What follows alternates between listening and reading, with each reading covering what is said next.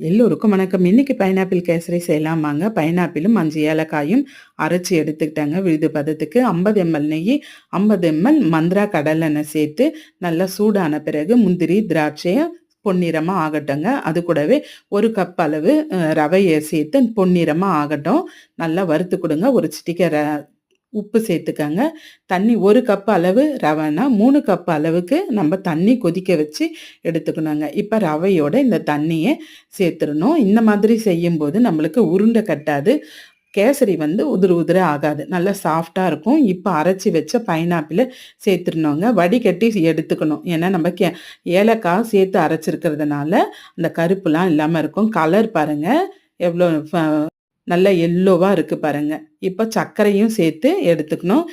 1 cup ரவைனா 1 1/2 cup அளவுக்கு வந்து நம்ம சர்க்கரை எடுத்துக்கணும். இந்த கன்சிஸ்டன்சில கேஸ் ஆஃப் பண்ணிடணும். ஈவினிங் வரைக்குமே இந்த கேசரி வந்து அவ்வளோ சாஃப்ட்டா இருக்குங்க. நல்லாருக்கும். கண்டிப்பா நீங்க ட்ரை பண்ணி பாருங்க. நம்ம சேனல்ல பைனாப்பிள் கேசரி நான் வீடியோ போட்டிருப்பேன். நீங்க போய் பாருங்க.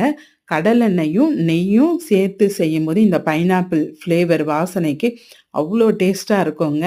இன்னைக்கு ஆடி 3வது வெள்ளிங்க. சாமிக்கு பிரசாதம் வச்சிரலாம். உங்களுக்கு இந்த வீடியோ பிடிச்சிருந்ததுன்னா லைக் பண்ணுங்க, ஷேர் பண்ணுங்க, கமெண்ட் பண்ணுங்க. மறக்காம நம்ம சேனலை சப்ஸ்கிரைப் பண்ணுங்க. இன்னைக்கு ஈவினிங் வந்து விளக்கு பூஜைக்கு போறேங்க. விளக்கு பூஜையில கலந்துக்கலான்னு இருக்கேன். அந்த வீடியோவும் போடுறேன்.